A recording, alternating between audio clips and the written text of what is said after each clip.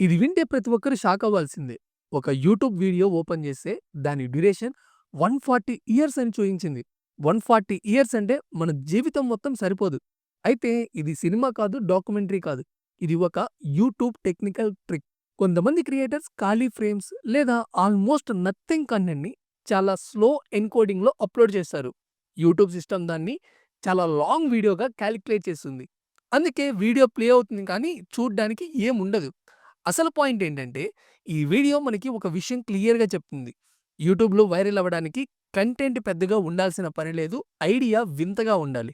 People click not for the content, they click for curiosity. అందుకే 140 years అని చూసిన ప్రతి ఒక్కరు క్లిక్ చేశారు. ఇందులో ఫైనల్ టేక్ అవే ఏంటంటే, ఇది ఒక వీడియో కాదు, ఇది ఒక క్యూరియాసిటీ ఎక్స్‌పెరిమెంట్.